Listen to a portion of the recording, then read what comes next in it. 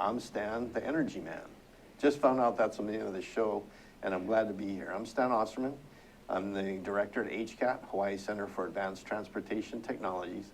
And what we do at HCAT is produce hydrogen fuel cell vehicles and alternative fuel vehicles for the Air Force, and we use all that we learn from there and share it with the rest of Hawaii to bring Hawaii to their clean energy goals, which is what I want to do as a good state employee.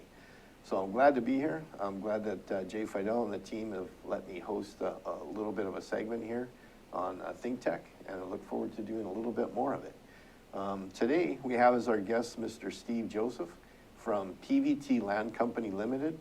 And unlike Bishop Estate, Campbell Estate, and all the other big estates, he's not building condominiums, and he's not building big townhouse developments and things. He's using his land for something totally different. And we'll let him talk a little bit about what he does. So Steve, welcome to the show. Thank you, it's good to be here. Great. So tell us a little bit about PVT. PVT is the construction demolition landfill on the island. So we get all the construction demolition waste. And have turned into be more of a recycling company than anything else now. We're taking in a lot of the waste, but we're recycling the metal out. We're recycling the wood and burnable material out as feedstock. That goes out for guys that are producing power to replace both oil, coal, anything else that they're doing with, plus a number of new companies that are coming on that are using gasifiers. Then from that, they produce either a gas or a liquid, which can go for power production or can produce hydrogen so that it can be used to run your cars. My favorite thing, hydrogen. Yes. Great. Yes. So, and then what we're doing is we also, we recycle concrete. So we're hitting on, we do the LEED projects, which are all of the government projects right now are LEED, where they want recycling on everything and energy efficiency. So they'll bring the material to us and we'll tell them how much gets recycled out of it. Okay, so for the folks that aren't familiar with LEED's certification in the construction world, when you design a building and you can get it very efficient from the construction point forward, they give you a certification that says your building has met this status, silver, gold, platinum, whatever it is. And that's like a certification that says you have been as efficient as you could to this standard, and across the country or across the world, people understand that like a LEED's platinum building is like the top line. It's almost like a net zero building. It's something that doesn't need a lot of energy from the outside. But what some people may not understand is that includes, where'd you get your materials? Did you recycle your foundation from your old building? Did you do all those things with the old building? Did you employ it to generate electricity? Did you turn it in and recycle it? So that's a really important factor, the LEED's connection to what you do. Because we have solid municipal waste that goes to H-Power and to landfills, and you focus though on the construction side. So you obviously have a lot of customers. I was looking at an article done in Pacific Business News on you. It says you're doing 2,000 tons a day. Is that a good figure? That's a good number. Okay. So give us a rough idea of what 2,000 tons a day does for energy. For energy, we can, from that 2,000 tons, we'll end up, certain things can't be recycled, so we go through those. But essentially, we can get anywhere from 500 to 1,000 tons of feedstock out of that. Wood, primarily wood, paper, cardboard, and plastics, which all can go for energy production, different users. And then we recycle out the concrete and the metal. We're getting roughly 42 tons of metal a day that goes out for recycle. And then the concrete, we're working on a project right now to handle about a recycling of about 200,000 tons of concrete that we have, including things like the old First Hawaiian Bank building, because we're going to go back in and dig up the old landfill and recycle it as well. Outstanding. So you're actually recovering stuff that's already been interred for landfill. Yeah, we have amazing number of things, 200 drums of boat resin from Gilgo's. Wow. That got left in the warehouse, and the track from UH, the baseball diamond from UH. There's all kinds of stuff in there. Okay. So you talked about a gasifier in the article, and you mentioned a little bit earlier. Gasification is a kind of an interesting process. The H-Power is more of an incinerator. It makes heat, and they get rid of the material, get it down to ash, but then there's off gases from it and things like that. What's the difference between an incinerator and a gasifier, if you could put it in layman's terms? Yeah, incinerator, like you said, is direct burn. Whatever goes in is going to come out the stack, especially if it's not burned. The gasifier operates at a much higher temperature. It breaks everything up and turns it into a gas. Now, the nice thing about that is you can either clean it up a little bit and burn it directly, or you can generate, power out of it. The other thing that's kind of nice is you can also take off a little hydrogen in it.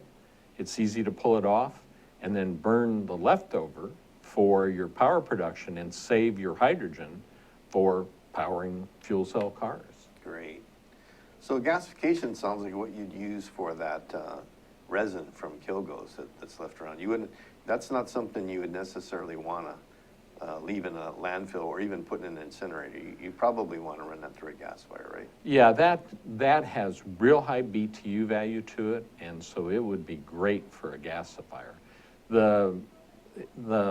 Most of the plastics, believe it or not, that we have on island are not PVC. Most of the plastics we get are other types of plastics. The PVC is kind of a bad actor. You put it in a direct burn, you get all kinds of bad things, both happening to the equipment and coming out the stack. But a gasifier can handle PVC, can go ahead and clean all that up and use it. But all the rest of the plastics you could run through in small amounts, mixed with everything else into direct burn. But for a gasifier, plastics are great stuff. Okay. So I'm looking forward, when do you think you'll be acquiring a gasifier, or have you settled on a company that's going to provide it, and what kind of technology you're looking at, how big, how many tons will it handle, things like that? Yeah, we're looking at a gasifier right now that would be about 1 megawatt. Okay. To handle our power. It would probably be 2 500 kW units. That way we could run one, switch off, or run both. Believe it or not, the footprint on it is very small. It's only 50 foot by 50 foot. So I mean, it's small footprint, take about 30 tons a day into it. And right now we produce somewhere between 800 and 1,000 tons a day of material that could go in for gasification. So for me, it's just a small part of our feedstock, or the material coming into us, can then power us completely. So I mean, we're looking to be so green that we're even self-powered. That's outstanding. So basically what you're doing is taking construction debris, which is a special classification of debris from companies that are doing buildings. Mm-hmm. You're sorting it in a big area, taking out the metals, taking out the concrete, sorting it all out, recycling the metals, maybe pulverizing the concrete to put it back into aggregate for concrete to be reused again or put in highways. And then the combustible products and stuff with BTU value, you're setting aside to be used for future fuel for other folks to make electricity. But at the same time, in your plan, you're going to make your own electricity. And would it be safe to say then you can be off the grid?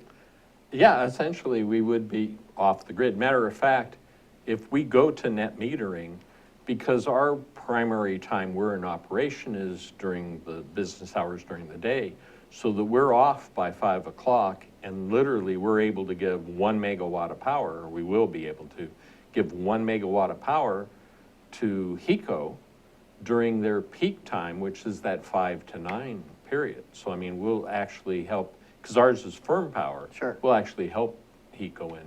That's true. You have control over your power, unlike sun or wind that may be up, may be down. When you've got your own feedstock and you've got your own gasifier, as long as the equipment's operating, you're making electricity 24/7. Right. Great. So the one thing that I've learned about renewables and that we're learning on the grid is that storage is critical. But that's because it's unpredictable. This renewables that we're used to, whether it's wind or solar, The sun's either up or it's not, or it's cloudy or the wind's not blowing. So you have to have enough storage to make up those times when you have a deficit of power generation. But the gas fire kind of gives you a lot more control over that. And that's outstanding. We actually have a 10-ton-a-day gas fire project going in at Hickam as one of our next projects out there. It's pretty amazing technology. And the funny thing, when you talk to folks that do gas fires, they only speak in BTUs. Yeah. You know, it's like they don't see a plastic bag or container. They see 15 BTUs or 5,000 BTUs. You know, a piece of wood, that's BTUs. They look at it all as energy, and they look at it as fuel. They don't see it as rubbish or construction debris or waste. They see it as fuel. And that's the way we should see it. When you're into the energy thing, like I tell people, when I first started doing energy stuff, I thought of electricity and gasoline. That's energy. But now I see water at the top of a hill is energy, sunlight is energy, wind is energy, you know, building rubble is energy. There's energy in everything. And we need to start managing it. And it sounds like that's what PVT Land does, is take old resources, turn it into new energy. Yeah, and in Hawaii, we're in a kind of a unique position because it is cheaper to make a new pallet on the mainland and ship it over to us than it is to ship it back. So essentially, we have all kinds of people giving us energy. We can't get rid of it. We ought to be using it. Great. That's outstanding. So, if I understand correct, H-Power is supposed to be about 3,000 tons a day worth of production. Mm-hmm. And because of the normal recycling, they're actually having trouble meeting that goal because the city is doing such a good job at recycling. Mm-hmm. They're having trouble getting enough energy into enough feedstock, enough BTUs into their system. And you're doing the construction side.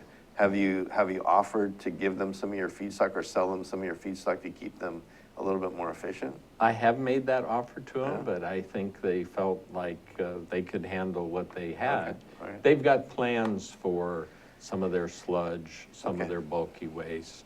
And I think in the long term, what they need to be looking at, and I think they're looking at now, is we've been shipping paper out to recycle it. And actually, for us, it is more value to run it into H-Power and make energy out of it rather than ship it to China or somewhere else to be recycled. Because what affects us all the time is the shipping costs. That is the biggest issue that we have and one of our biggest cost items. Okay. Okay, can we possibly put up that video now?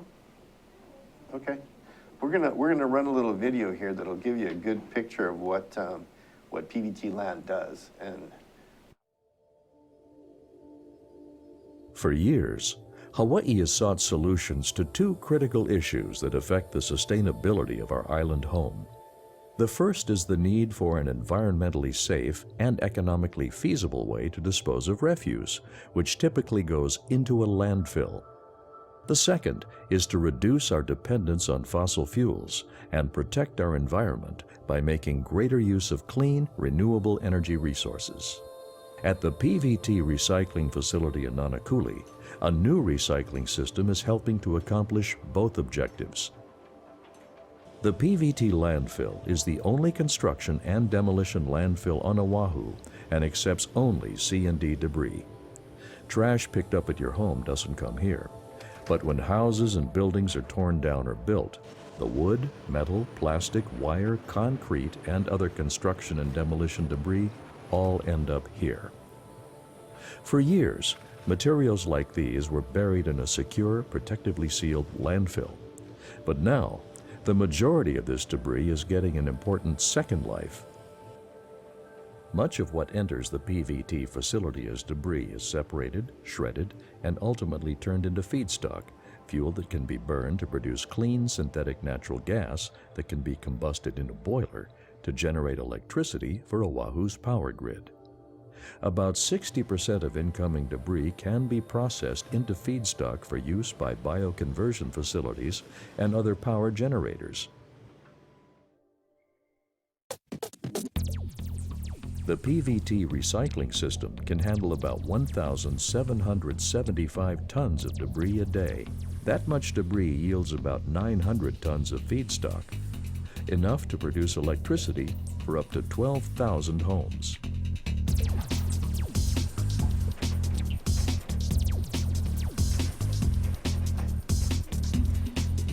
PVT has made a substantial investment in equipment and added 15 new jobs to bring this new recycling system online. An excavator grabs large pieces of wood and plastic too large to pass through the system. These will be processed separately.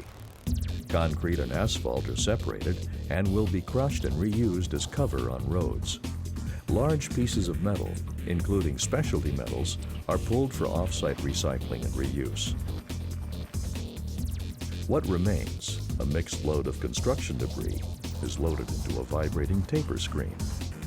Pieces of debris smaller than 6 inches in size fall through the screen onto an unders conveyor. Debris over 6 inches, which is about 60% of the total debris, continues to the overs conveyor. A magnetic separator pulls anything magnetic, hinges, nails, bolts, and other metal pieces, from the conveyor and drops them into a metals bin.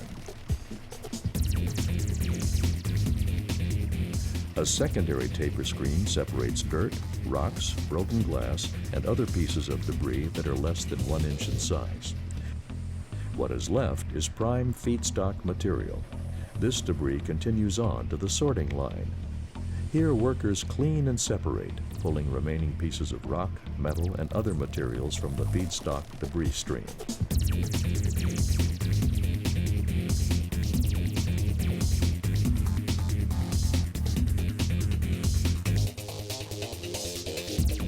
Up to 42 tons of metals are pulled for recycling by PVT every day.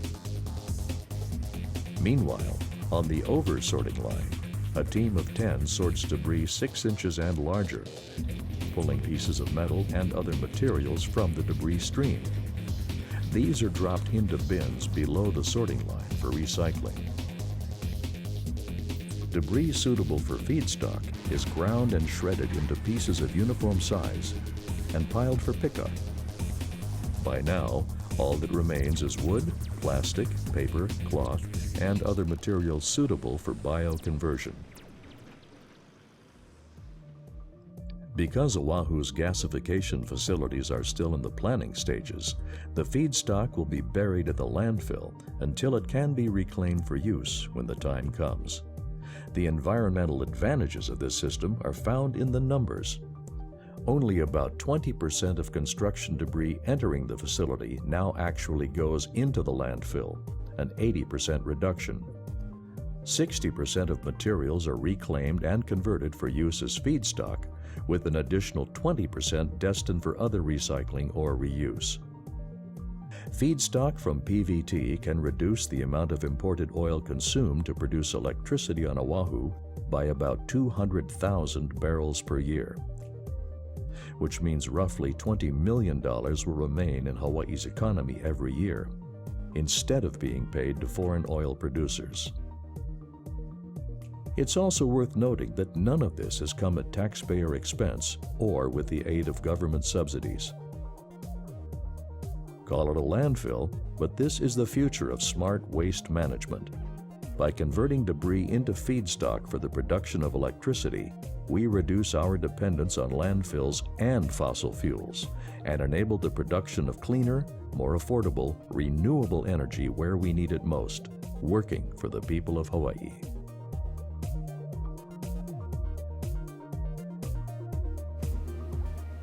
Steve, that's an awesome setup. I mean, that's really impressive. And I think what does my heart good as a DBED guy, a guy who's looking to make jobs in Hawaii, was those 15 jobs that you created. You looking at expanding your operation, or what kind of potential does this type of operation have for making jobs in Hawaii? Yeah, right now we're looking at expanding the operation even more, which will add, as near as we can calculate, about 27 more jobs to it. And we do, because of the skill sets involved, we do a lot of hiring from the west side, which is one of the areas of highest unemployment on the island.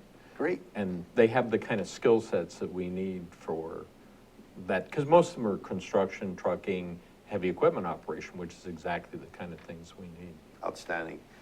We're going to take a quick break and come back and learn a lot more about PVT Land and what you guys are doing to make Hawaii a more energy self-sufficient environment. Thanks. We'll be right back. Hi, I'm Chris Leatham, and I'd like to invite you to come and watch my show every Wednesday at 3. I'm interested in a variety of issues that have to do with politics and our local business economy. And I'd like to bring on guests who like to talk about everything from technology to social media to what we can be doing to improve our environment. And so I'd like to invite you every Wednesday at 3 to stay and watch my show here with ThinkTech Hawaii. And I'll see you there.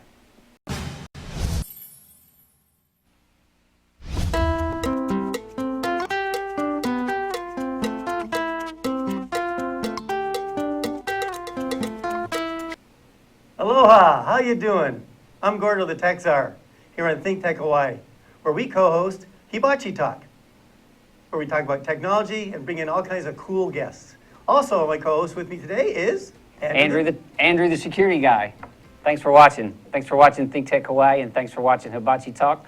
We also have Angus. And you there, lad? It's Angus. I bring in all kinds of wee things. Oh, look, you see my lips moving.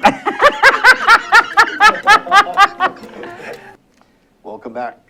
I'm Stan, the Energy Man, and today we're talking with Mr. Steve Joseph from PVT Land, not Bishop Estate, not Campbell Estate, PVT Land, that they don't build buildings. They use old buildings and make them into energy. So welcome back. And we were talking a little bit about jobs and job creation, but there's a lot of economic advantages to what you're doing. And really, a lot of people don't think about what the real cost is of bringing all that oil into Hawaii. And when I get a chance to talk to the legislature, I try and emphasize to them that from an economic perspective, when you're spending so much money to bring in oil to produce your electricity, it's like a huge drag on your economy. All that money should stay in your economy, be turned over, generate jobs, generate tax revenues. The legislature's always looking for money, you know, so that people like me that go and say, hey, I need money to do this and that. Your operation doesn't use state money or federal money to grow or work, and yet you're also helping us cost avoid bringing in all that oil. Can you talk a little bit about the economic impact from your perspective and how that is, how we should be looking at it as a community from Hawaii? Yeah, the really important thing is every dollar we can keep in our economy goes for everybody. It supports everybody in it. And every dollar we spend on oil, you just wave goodbye to that dollar. It leaves on the ship that brought the oil in a sense. And so with ours and what we're doing, supplying the power, the feedstock to produce power, that creates jobs not only at our site, but for truckers that are moving it and for the guys that are handling it here. And that money then supports everybody, you know, essentially because it stays in the economy and creates those jobs. So that's why I think that the things that we're doing are the right thing to be doing for us. And the problem that I've noticed over the years is once we don't have local control of things, then bad things start happening to us. And with our situation, you know, it has always kind of frustrated me. I figured with the sunlight we have and everything else, Hawaii and geothermal, Hawaii ought to be far more self-sufficient and not be the state most dependent on oil for their power. I agree.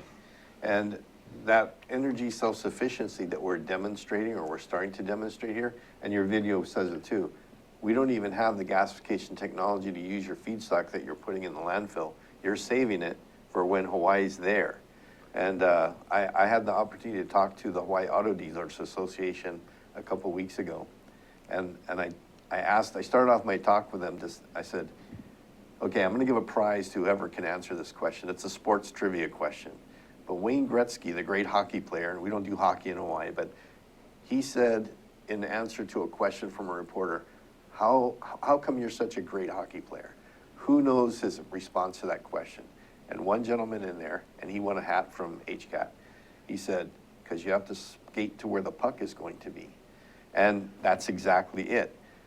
A lot of us, when it comes to looking at energy and looking at hydrogen, looking at all the technologies that are coming, we fail to look where it's going to be. And we fail to be ready for when it lands and when we're going to be doing it. For example, we've had such great success with solar. great penetration of solar. A lot of people bought on, tax credits helped, but I think a lot of people would have done that even without the tax credits. But here we are, saturated with solar to the point where HECO's having a hard time absorbing it all. We need to skate to where that energy puck's gonna be down the road and be ready for it. And that seems like something you're doing. You're creating the feedstock for technology that's not even totally available here in Hawaii. And not only that, but you're gonna bring the gasification into your own operations to demonstrate it, just like we're demonstrating it with HCAT at HICM. And I know that Blue Planet's demonstrating some of it on the Big Island, and there's other folks doing gasification as well. So that's just awesome work. I just really gotta hand it to you. That's just incredible. Yeah, we've been doing it for a lot of years, and so the feedstock, the burnable material, is all reserved in one area, and I think we have probably about 1.5 million tons of material in reserve. Also, what this does is it lets the gasifiers come online, because the problem with the gasification is when you go out to get loans, the guys that are gonna finance this wanna make sure that your operation will have feedstock 20 years into the future. Well, us having 1.5 million tons of material buried is their assurance that that gasifier is going to continue to operate for 20 years and have feedstock for them. So what we did also was to help them with their financing, to make their financing easier.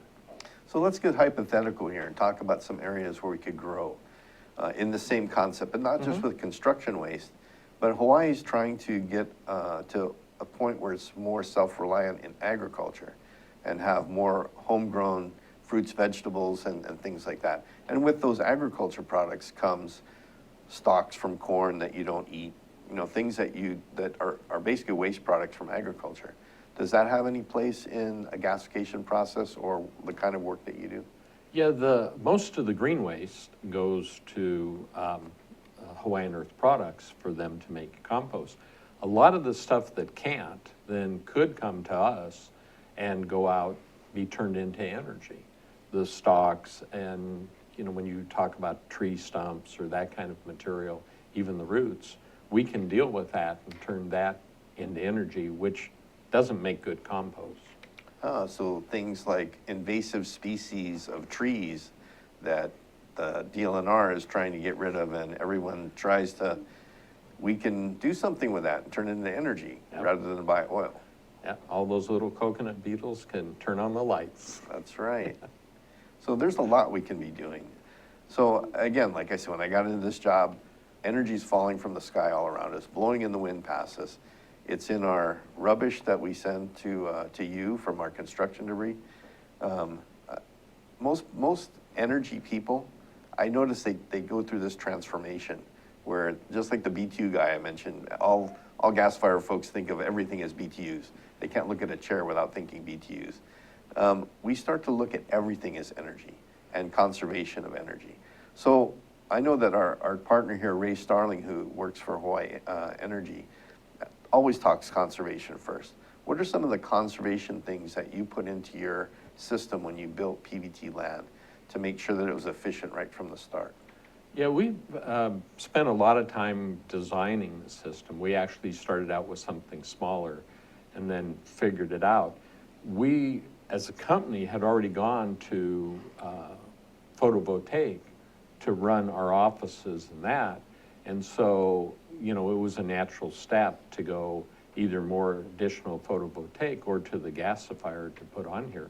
So that literally we're not any kind of a draw on HECO and actually will be a power producer on it. And so that's kind of how we've looked at it. But we've also gone through all the material, and it's like Sears Ala Moana is now part of the roads out of PVT. We took all of the concrete that came in from Sears Ala Moana, crushed it, and it's all been reused at our site.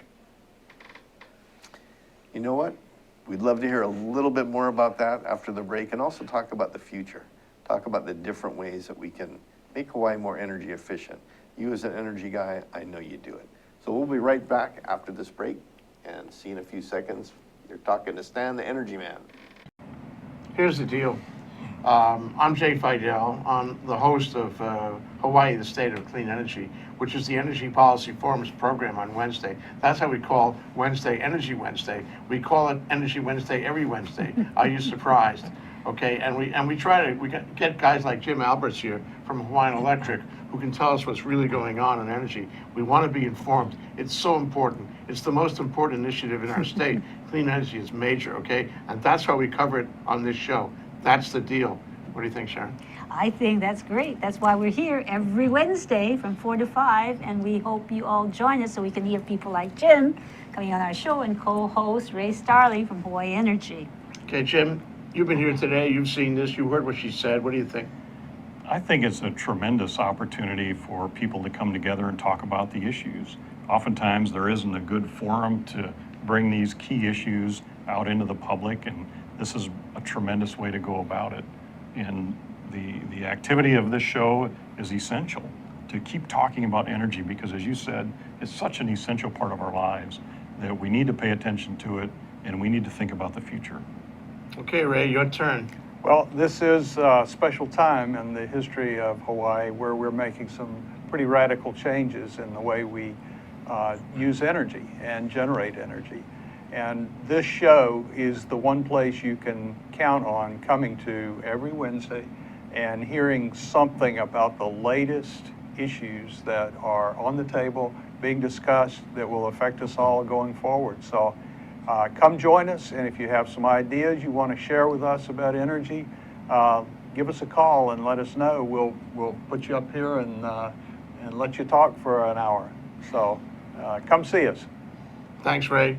Thanks, Sharon. Thanks, Jim. It's great to be, from ThinkTech's point of view, it's great to have this show. We love the show. It's our most important show. So come around and listen to us 4 to 5 on Wednesday. Thanks a lot. Bye. Aloha. Aloha. Okay, so before we went on the break, we talked about some demolition of the Sears building and how all that debris went into road work. I think we have a picture of that, so we can throw that one up there. Is the debris cycle. Oh yeah, this is how all the material moves in there. Yeah. So this shows how it traveled and how it moved through the system. But you do a lot of other things with your company besides actually handle the material and do the work. Mm-hmm. You also have some outreach. And the thing that we've been working on on the hydrogen side is until we have good public acceptance and public awareness of the technology, we're kind of at a deficit. Because people don't understand the technology, they're afraid of it.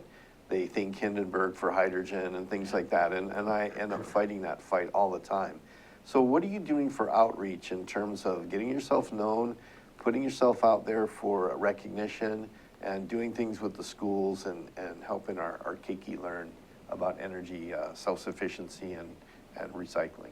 Yeah, we have a lot of the schools come out. We give tours to the site, and we talk about how to be more energy efficient, how to do recycling. And of course, the kids, especially the younger ones, really love all the equipment because they love seeing bulldozers and excavators and things moving around. But I think it's like not smoking. You start with the kids because that's the best way to do it. And you've got to bring them up and have them have recycling in their thought process and understand what it takes to do this and how it benefits all of us to do this kind of recycling. We also work with the schools out in our neighborhood, and a lot of it is to give them a broader perspective of things. And we give out $40,000 in scholarships each year to each one of the high schools out there. And we've really seen some changes in the high schools over the years out there. Their view of going to college, and when we first started out, most of them were planning to go to UH. And surprisingly enough, now a lot of them are looking at going to mainland colleges out there. So that's really broadening their perspective. And we also host a dinner for them, everybody that gets one of the scholarships, so that they get recognition, which a lot of times on the west side, there isn't much out there, so that they get the kind of recognition they deserve that for the accomplishments they're doing. So when you pick your scholarship winners, do you base it on renewable energy type of criteria, like projects they did in school or papers they wrote, or do you have a competition? How do you award those scholarships? Well, the way the scholarships work, and this is, I'm kind of a prime example of it, we give it to the schools and tell them to give it to the students they feel can most use it, best use it. I was what you would call a late bloomer. I spent most of my time in high school goofing off and not serious about anything. And I didn't really get serious about things until I got to college, and then, you know, my whole perspective changed. And I think for boys, even more so than girls, they're just a lot of late bloomers. You know, you can't throw them out while they're still in high school. They're still pretty young and not serious. When they get to college, a lot of them really bloom. I agree with you. Well, what about your company itself? I hear you won an award. Yes, we got an award for recycling. We got the Silver Excellence Award this year for our recycling that we do out at the site. Now, we were competing with 20 other landfills on the mainland, and this is for the Solid Waste Association of North America. Now, this has in it all the landfills in North America, including Canada and Mexico in it. So I was pretty proud that we got the Silver Award. And you're just starting. Yeah. You're just getting ready to roll. You have your gasifier in and your solar in, and you'll be off the grid in your offices and giving scholarships to the schools and probably winning some more awards. That's outstanding. Let's talk a little bit about Hawaii's future, because as an energy guy, I don't just think about the vehicles and stuff that we work on, and that's kind of our focus. But without infrastructure, without a holistic look at energy, you're really kind of shortchanging yourself. So one of the things that I've talked to several people about is we always used to think of the grid as the grid and gasoline and diesel for transportation. But with plug-in electric vehicles, suddenly the transportation side was touching the grid side. And now we're trying to get more and more of that.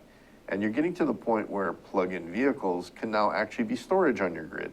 If the grid wants to use the power from the vehicles, if they're plugged in, they can borrow. So maybe the PUC can say, hey, HECO, you don't need as much spinning reserve because you've got all these vehicles plugged in downtown charging.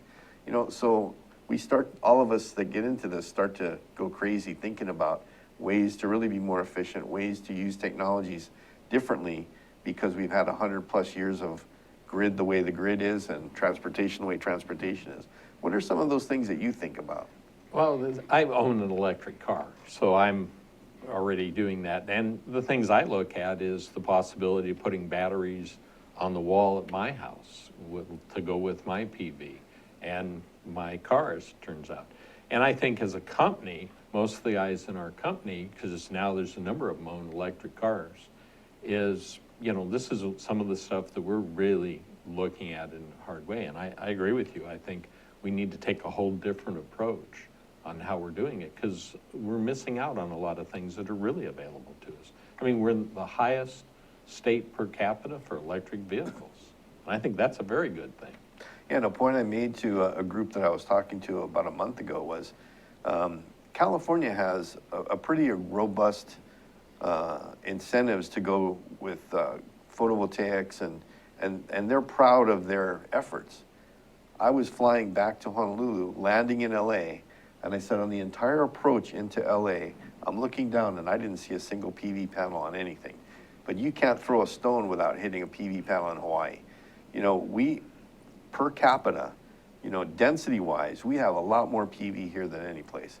And I'm really proud of that. And I also tell people that there's so many things that Hawaii started. I mean, not just surfing, but even the term for the internet and going through stuff is called surfing. And Big Kahuna and Wiki Anything is from WikiWiki or Quick. I mean, there's so much stuff that starts in Hawaii, windsurfing, kite surfing. People don't realize how much the rest of the world looks to Hawaii to be the innovator.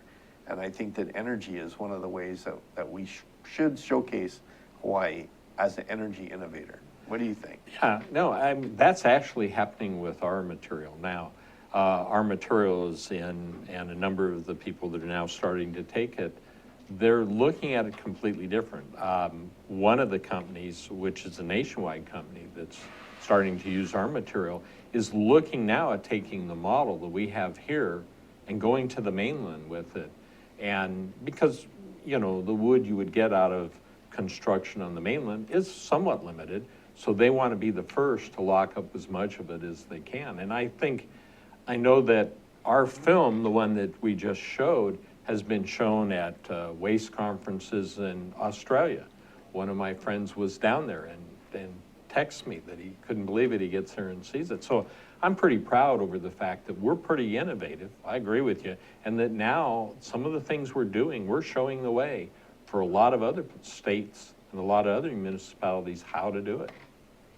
Well, I couldn't agree with you more. In fact, I've actually had calls from Africa and Europe, and it's because they saw us on ThinkTech Hawaii. You know, when I'm talking to Jay about on Energy Wednesday, and they've seen some of the videos and they've listened to us talk about energy. And I'm hoping that people will look at this video from all around the world and start calling you and asking you to give them some hints on how to do it better. But this has been a whole lot of fun and a great time, and I hope that we'll get an update from you sometime in the future. And in the meantime, we'll just keep doing energy stuff, the both of us, and see if we can make some headway here in Hawaii. So thanks for being here, Steve. We appreciate it, and we look forward to having you back again soon. Yeah, thank you. And so for ThinkTech and for me, Stan the Energy Man, on his inaugural show, thanks for being with us and thanks for watching us, and we look forward to seeing you next Friday maybe with it.